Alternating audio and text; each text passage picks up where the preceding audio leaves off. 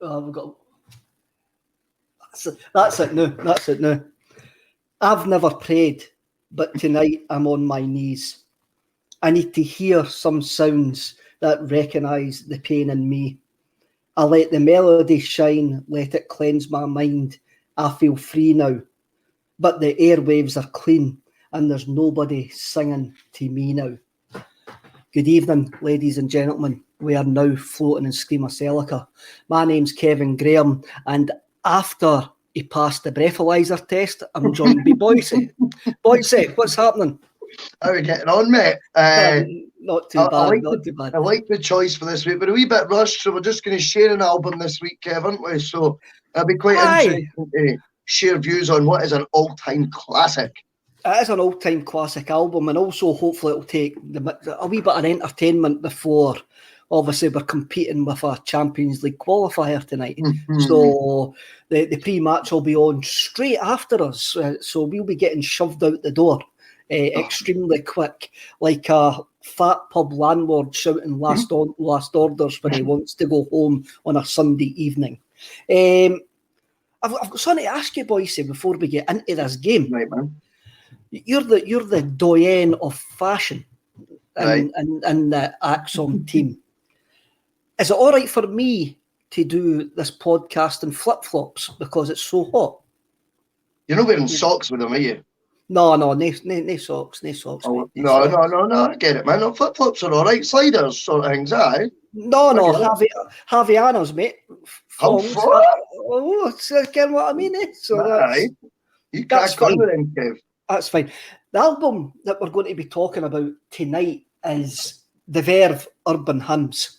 And that's because we've got a fantastic prize, which will be given away at the end of this month, and all our subscribers are going to go into a draw for it. Yep. And it's a plaque to commemorate Urban Hymns selling 2.1 million copies of their third album. So if you subscribe, you will go into this draw to win this. You can't buy this. This is a prize that money can't buy. Unfortunately, me and Boyce can't enter it, and we're a bit peeved about that, because I would love this. It's a fantastic prize. So what to do if you haven't subscribed? Hit the wee button below us and subscribe. Tell your pals to subscribe. I think we're close to 13,000 subscribers. Yeah, I will hit that tonight. I thought hopefully we'll hit it tonight. So get subscribing and get put in the draw for a fantastic prize. And there's going to be monthly prize draws for all our subscribers going forward. But the first one's the Verve's Urban Hymns. Now, the DeLoreans went back, and Urban Hymns was released in September 1997. Yeah. And because it's a European night, we thought we would have a look at the match. It took place on the 16th of September 1997, where seems to happen a lot of times, Russell, when we pick our games to do. It was raining. It was chucking it down. It was. We seem to pick games where the weather is utterly terrible, and it was under the floodlights. What I really found strange about this was the first round of the UEFA Cup in September. Now, that seems like a bygone age, doesn't it? Mm-hmm. I mean, we're starting earlier and earlier. You know, I mean, I was watching Sky Sports News earlier, and they were talking about, I think it was Townsend signed for Everton, and they say, Everton's got a bit of early summer business done. And us Celtic fans are starting panicking at this stage of the summer that we've not, we've only signed one player so far straight in the first team. So it just goes to show you the summers are definitely drawing in Celtic's football, world. So it's definitely does seem a long time ago that you were playing your first European match in September, when we're gearing up to tonight in the middle of July for our first European game now, and with all eyes on the big prize. I know, and that was one thing that struck me when I saw that. I was like, what, September? The 16th of September, and it's the UEFA Cup first round. No, this is like an historical matchup, two heavyweight clubs of European football but we're basically struggling by this point. By the mid-90s, we've struggled, and Liverpool have struggled to adapt to what was modern football, which was born in 1992, when Sky took it over, and guys like Tim Lovejoy and that got into football, and we were these clubs. Massive names. So this was rightly termed a Battle of Britain. We've had some Battle of Britons afterwards, like Celtic v Blackburn, for example. But for me, this is two heavyweight clubs going toe to toe. What do you think, Russell? I couldn't agree more. I remember the hype before the game when I was young, and what was Howard? I was just approaching my 10th birthday. I remember all the hype about it before. And when we watched the highlights back, I mean, you think of those two clubs and you just instantly, they are synonymous with British football, or Celtic is synonymous with Scottish football, Liverpool synonymous with English football, whatever you prefer to describe it as. But these two clubs are undoubted clubs of huge pedigree, real fan bases, and perhaps at times not too far apart, I don't think, not too dissimilar when you think of both clubs and what they stand for to their communities and their cities. So, two absolute giants going head to head. We were one that was, though, Liverpool had been going for the league title, I think, the year before. And then I think they did a sticky month in March or something like that, and they'd blown it. But Celtic at this point was very much, what was it Jose Mourinho described Chelsea as when he first took them over, like a little calf getting milk. That's what we were at this stage of the season, before we became elite. Obviously, we know what happened at the end of the season by stopping the 10. But at this stage, it's very much a dodgy start to the league campaign. And we're entering a wee bit the unknown with Wim Jansen here. We're not quite sure if we're going to pull this off come the end of the season. And this game, I think, was the first time that we've seen Celtic give you some insight into what the future lay ahead for the 97-98 campaign, and a performance full of optimism and positivity, you've got to say. Facebook user comes in, I'll just answer this question. If you're already subbed, do you still get entered into the draw for the Verve? Yes, a massive yes. You're right there, and this is there's a UEFA report, and Liverpool got 2,700 tickets for this game. And by the time we were going into the game, they still had 100 tickets unsold, which I find utterly amazing for a night like this. When I look back at this game, I was there that night, and you look at the match reports as we do when we start preparing for the show. Yeah.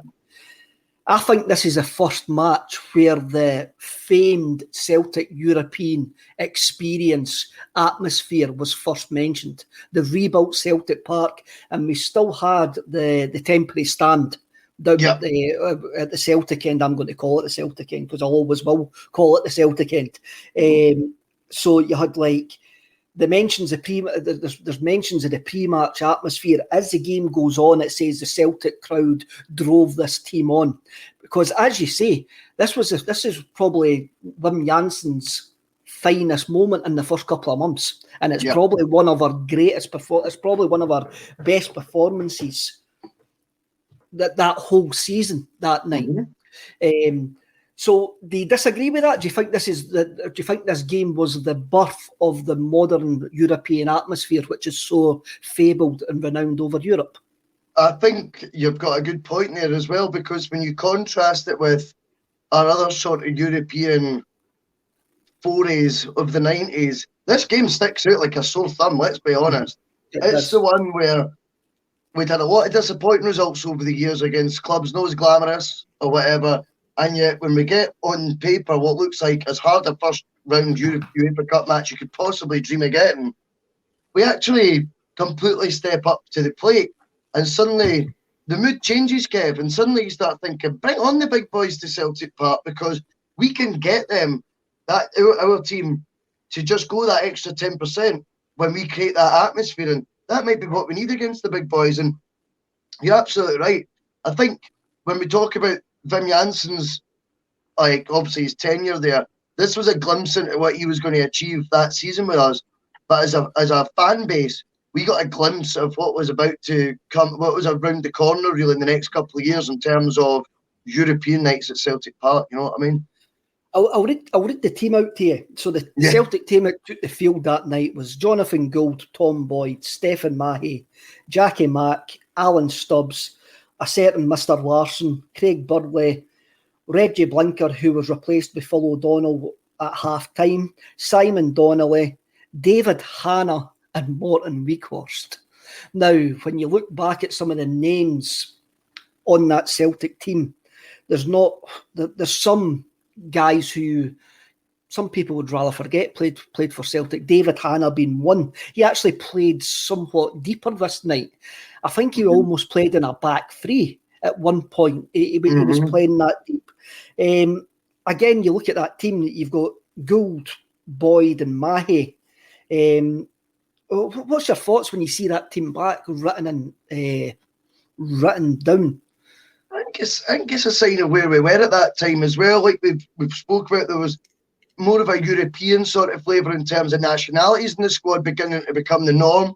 But there's a couple of guys signed straight from the EPL as well, like Blinker, Burley. Do you know what I mean? Gould, I think, as well. And then you've got that mixed with a couple of players like Simon Donnelly, who came to the youth setup. O'Donnell has been there a long time by then, albeit I know he was signed from Motherwell about 91, 92. Then there's like other players signed from Scotland, from within Scotland, like Weghorst and Hanna. It's not the worst blend to be sort of basing on the face of it, what you would like a Celtic team to look like. A couple of players from the top league down south that perhaps are out of favour or whatever when we got them, but still come with decent pedigrees.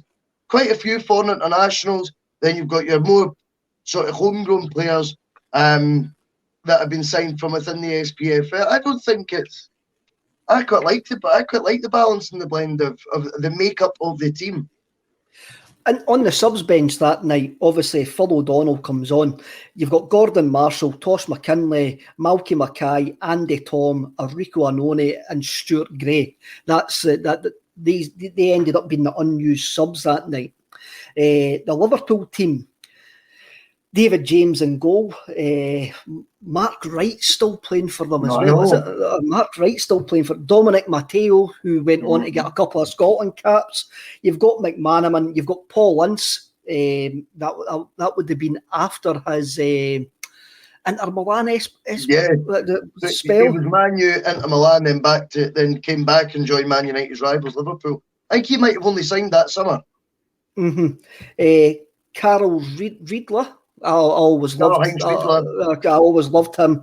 A 17-year-old Michael Owen, who was just exploding onto the scene at that point. Yep. And Thomas, so I'm presuming it's Michael Thomas. That's the one player I didn't know much about.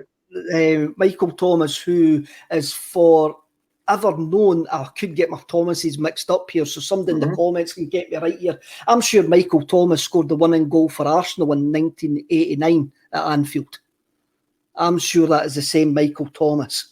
On the bench, you've got Patrick Berger, Phil Babb, Kennedy, Jamie Carragher, Danny Murphy, and Jason McAteer. Who was the sub-goalkeeper? Tony Warner. Tony Warner was the sub-goalkeeper who would play for Celtic for a couple of games in the following season under Joe Vengos, including the famous 5-1 game. The 5-1 game, which was the last ever Celtic Rangers game played at 3 o'clock on a Saturday, if you didn't know that. The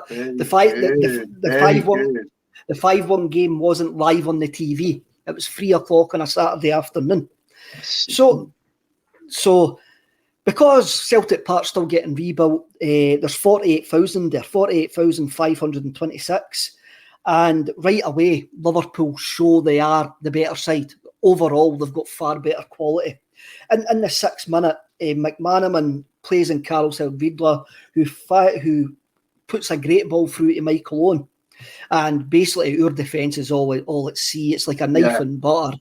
Owen's through on goal, and and Michael Owen does what Michael Owen does for the next 5, 6, 7 years. He beats Jonathan Gould with a calm wee chip across him, and we're 1-0 down. And I remember the feeling in the stadium that night. It was like a balloon going down. It could get messy. It would deflate. We did not start this game well that night, Russell. No. I agree with you.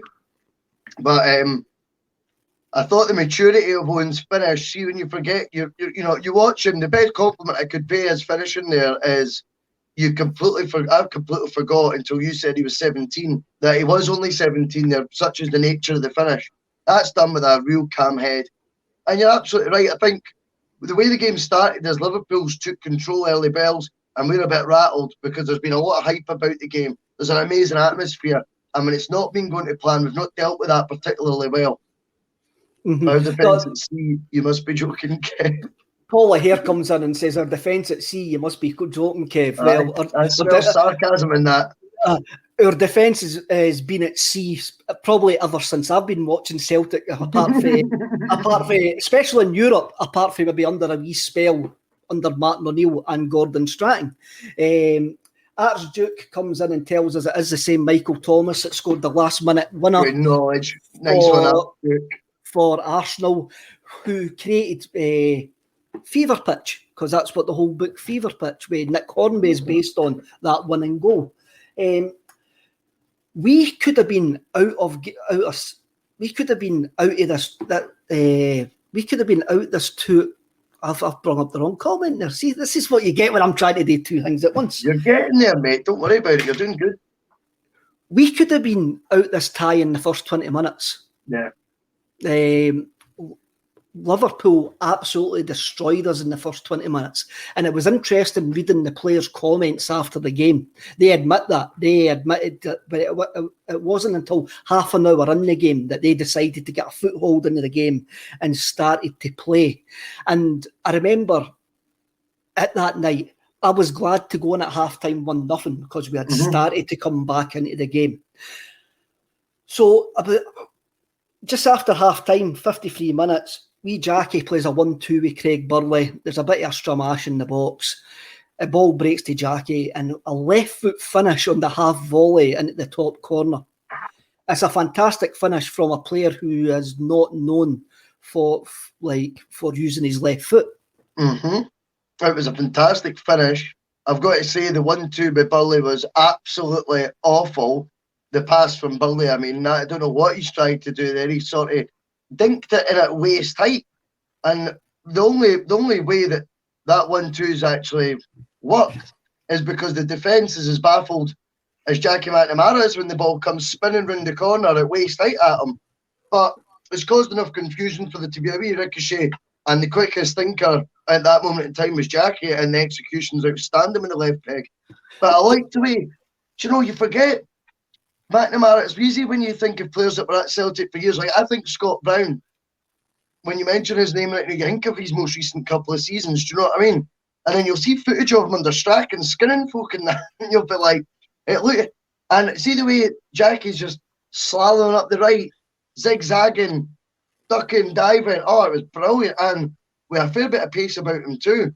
I mean, if you think at that age, Jackie McNamara would have been, 23, 24, and a completely different player from the one you then associated with him under Martin O'Neill, for example, who had his renaissance there. So, brilliant finish. I can't really remember tactics or anything like that. I don't really pick up on things like that. But I'm sure Jackie was playing on the right-hand side of midfield that night. I'm sure he wasn't playing. No, he wasn't playing wing back. He was actually in the midfield. I'm sure that is the case. Tom Boyd was wing back. Did he? The commentator says the wing back. Did he? Interesting. I'm sure he was. They get it wrong all the time. I'm trusting you, Kev. I'm sure he was. You can't trust me over Motti, man. Motti's a legend. I wanted to bring that up, though. How good was his commentary? See, when you heard it, it was brilliant. His commentary, something else. Really, really good. I enjoyed that. It's good when you hear these old commentaries back and you get guys like Archie, Arthur Montford, and especially the big English guys that you'll never heard on, Barry Davis, guys like that, you'll never heard on internationals, or when you drew an English team in Europe, or FA Cup final day. That was the only time you heard these commentators doing their full gig. Obviously, you would have the match of the day gig and all of that, but it's good to hear these commentators. And when you hear some of the commentators just now, that the Euros of the last couple of weeks, there's some of them absolutely rank rotten, who shouldn't actually be anywhere near a microphone and commentating on any sort of football whatsoever. Funnily enough, one of the worst guys who was a co-commentator in the Euros is on the bench for Liverpool that night, Danny Murphy. Danny Murphy was absolutely horrendous in the Euros there, being a co-commentator. He is terrible. I agree with you wholeheartedly on that. Him and Lee Dixon did not cover themselves in glory. It was almost as if, like, Danny Murphy had morphed into Matt Lawrenson and hated everything about football whatsoever. He detested the game. Just didn't like it. I mean, for me, his lack of knowledge was showed up when he says that he thought people will be now seeing that Donnarumma could be quite a good goalkeeper. The guy has been playing for AC Milan since he's been 16. He's just moved to PSG, and Danny Murphy, in his wisdom, has now went, well, people will see that he might be a good goalkeeper. Well, patronising nonsense, eh? And it's a lack of knowledge. Definitely. We get the equaliser. We are the better team. I think the equaliser comes with a panic in the Liverpool defence because they know we've got a foothold in the game, and there's 45,000 mad Tims shouting this team on to actually get back in the game. Let's get a result. We are the better side, but it took us to the 74th minute when Morten Weghorst plays a great ball to Henrik Larsson. Larsson gets there before David James, and James just basically wipes him out. And it's a stonewall penalty kick. Well, I can't remember, but you're going back to the commentary. But the commentators were going on about another penalty kick claim beforehand, and they kept on going on about it. And I'm going, I can't remember another penalty kick claim, but there's no arguments about this one. This is a stonewall penalty. Absolutely. And you know something as well, see the ball through. Don't get me wrong, Hendrick's timing is impeccable and all that, but you expect that from the King of Kings. But Weghorst, I was thinking about I was looking at the subs bench. See what it's mental. Andy Tom, we've raved about on Screamacelica. How many times, Kev? Do you know what I mean? As to what level of footballer he was, and what a coup he was to be getting him into Celtic. He'd only been there a couple of years by this point, and it's the likes of Weghorst that's now keeping him at the team. You know, it's amazing to think. You know, guys signed for Dundee. Vim was obviously very much wasn't bothered about reputations. He just wanted the best players in the team on the night, and you know, on match day, whatever the match was. And I loved seeing that Weghorst pass. I probably was a wee bit ignorant to him having that in his locker, but it's a brilliant ball through. Henrik's run's too good, and David James, well, Calamity James, whatever you want to call him, Henrik knew he was going to trip him. Obviously, Weghorst got the illness. Soon after that, I can't actually remember the actual time scale, but it was soon after that. But I reckon Big Weghorst was a classy player. He had a good range of passing. He had a good range of energy. And you mock, well, you didn't mock, but people would mock that you signed this guy from Dundee. But it wasn't just the fact he was 6 foot blonde and Danish that he stood out in that Dundee side. He stood out in that Dundee side because he was the best player in their squad by the length of Dens Park Road. He scored a lot of goals, didn't he? He did. And I was extremely happy when Celtic signed Morten Weghorst because I knew that he could do a job. I knew he had the football tools to fit into how I want Celtic to play. And he also had the tools to fit into a Wim Jansen Celtic as well, because a Wim Jansen Celtic was more functional than the rip-roaring, free-scoring Tommy Burns Celtic, which had just replaced. And Wim Jansen will admit that himself, and anybody that watched Wim Jansen Celtic will actually say they were a functional side who knew their job and got results. But they weren't like we had 4 years of Tommy Burns. who was throwing everything into attack, and Janssen came in there and tightened up the whole ship and done his job, won us a league. At one point, when you get to the January that year, I mean, we're still on the point of we could have won a treble that year. We get to the semi-final against we got beat off Rangers at Celtic Park in the semi-final, and we could have won a treble that year because we'd already won the League Cup. We won the league, and I remember there was a game Boxing Day. I think it was Boxing Day, Aberdeen, and we won 1-0. Craig Burley scored a penalty kick, and I remember coming back down on the supporters bus on the way down the road singing we were going to win the lot. We were going to win the lot. We were actually, they could have scraped us off the minibus ceiling on the way back down, and we actually believed that we were going to win everything that year. That maybe was just, well, maybe that was just a Buckfast bravado or whatever it was at the time. We were whatever it was coming back down the road, but we really did believe that we were actually going to win the lot, and that was some change from the start of the season, getting beat off Dunfermline. And as you say, this match is a catalyst. This match is a catalyst for us to go on for what we achieved that season. The penalty kick, I mean, Henrik Larsson's on the park, and number 14, Simon Donnelly, steps up to take it. What was your thoughts on that? What were you thinking? I remember that it was Simon Donnelly that took it, right? And I was like, I'd forgotten. If you told me how did we win that penalty, I wouldn't have remembered that. So, of course, with it being won by Henrik as well, you're like, oh, yeah, that is mad that, Simon Donnelly took that. And it's one of those ones, right? I watched the highlights twice today. And both times you're watching it, you think the ball could go over the bar still, even though you know it doesn't. But you definitely go, that could go over. But to flip it, you've got to give Donnelly his due. It is very deliberate. He has went top bins against Liverpool when the game's on a knife edge. That takes bottle.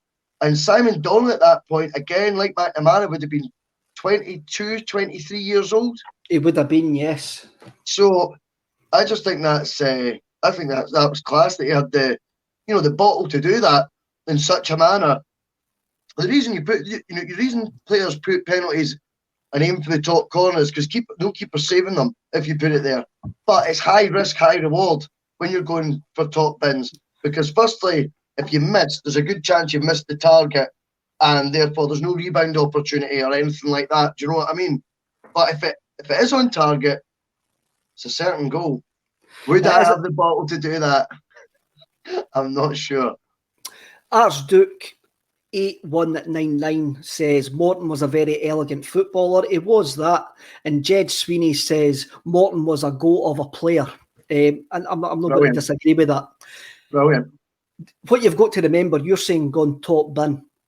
David James is a unit. David James is some size. David James is an American fridge standing in nail goals, waving his hands like a big windmill.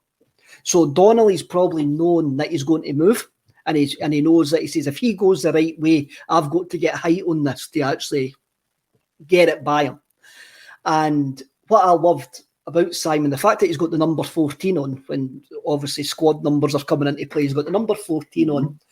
And see that night, Simon Donnelly was the best player on the park for Celtic by a country mile. And for me, without reading into it or anything like that, I reckon he took that penalty kick because he was that confident of his performance up to the 73rd minute. He says, I'm scoring this. Everything I'm doing tonight is coming off for me. So I'm taking this penalty kick and I'm going to score this penalty kick. But as you say, I was there. I was sitting up the other end that night. And even before I rewatched it today, I can say it hits underside of the bar and goes in. I can remember it vividly. And as you say, you still expect it to miss. You still expect it to hit that underside of the bar and spin back out. And it's interesting what you say. We were well on top at that time. And we go 2-1 up, and strangely enough tonight, and it's probably something that we'll speak about on the pre-match, away goals didn't now count. So I know the Celtic team that night Donnelly celebrates. Nobody else celebrates with him. Somebody goes and grabs the ball and they go back to the halfway line, knowing that they probably need another goal because of the away goals. And there's also a bit of confidence in that. And the commentators mention that as well. They go, this Celtic team expected to score a second, and now they look like they're up for scoring a third because they're that on top. They could smell blood. And this is where I'm going back to. This was the birth of us taking, the seeds were sown that night of us taking major scalps at Celtic Park and the crowd being that ultimate 12th man. I couldn't agree more with that synopsis, Kev. I think that's exactly what it was. It was a wee bit of insight. As I say, I think it was insight for what Wim's team was going to produce for that season going forward. And I think it was definitely an insight as to what Celtic Park, once completed as well, was, what a fortress it was that it was about to become once again in Europe as well. I just think the Donnelly penalty is spot on. It's a confidence thing, isn't it? Mm-hmm. And we've obviously just came out like the Euros, for example, and stuff. And I've got an uncanny record. I'm not joking of picking who'll score and who'll miss. I know that's, I'm sure a million people could say that, but I don't know why. But I think you can read the body language and the confidence and all that, and you can tell, and you're absolutely right. The way Donnelly's taking that penalty, scoring, but that reaction of grabbing the ball at the net and taking it and carrying it back to centre circle, whilst Donnelly, by the way, you're saying he's away celebrating, he's standing with his arms just nodding his head. Oh, Gallas.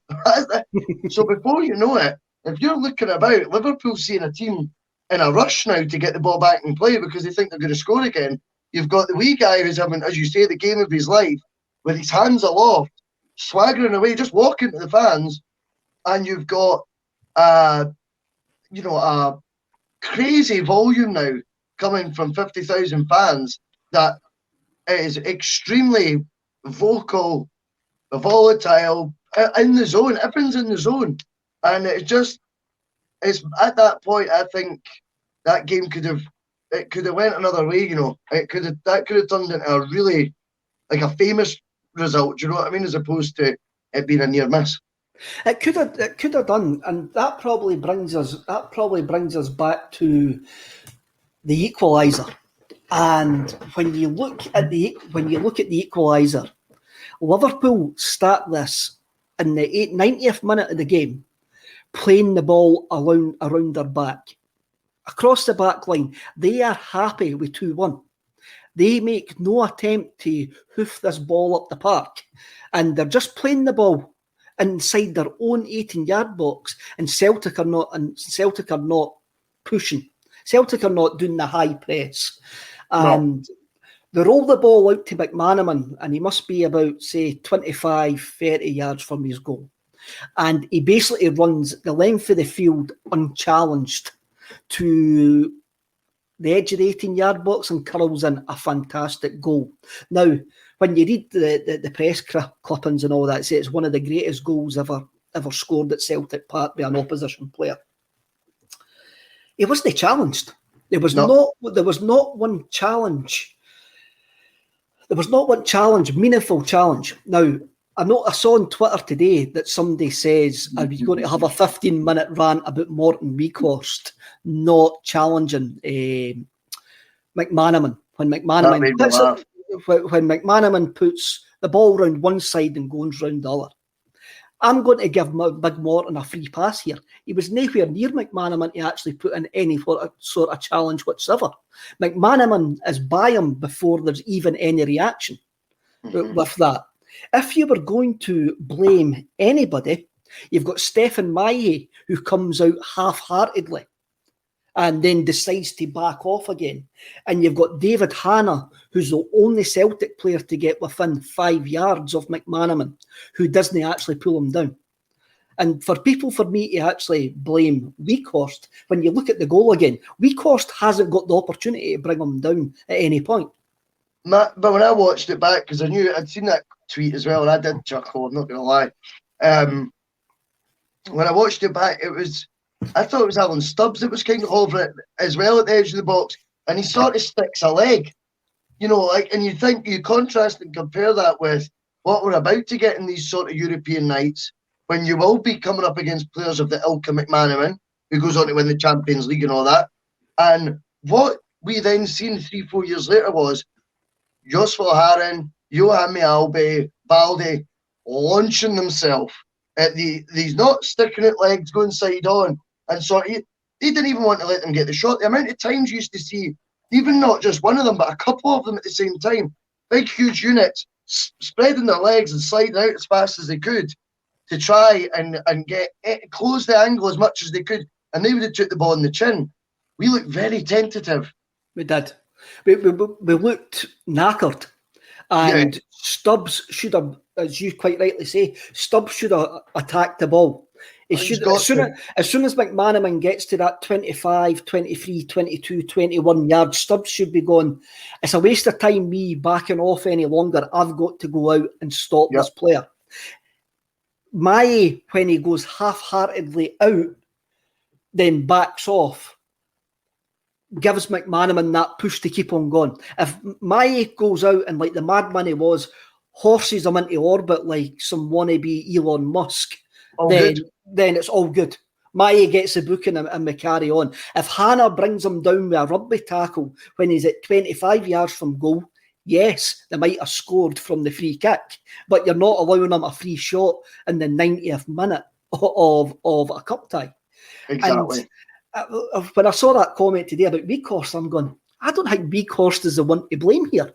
I mean, it's just the first player to see him, I think, that you remember, you associate with him sort of going by. His first touch as well in that movement, McManaman, as you say, deep in his own half, but the way he takes it round the Celtic player, I can't remember who it is now, but it's just outstanding. As Weghorst, he takes it round. As Weghorst, the way he does takes that it is class. It is class, and it is a fantastic goal. I remember, again, at the time, being completely gutted that it went in. But when you look at it, it's a good goal, but it's not an absolutely...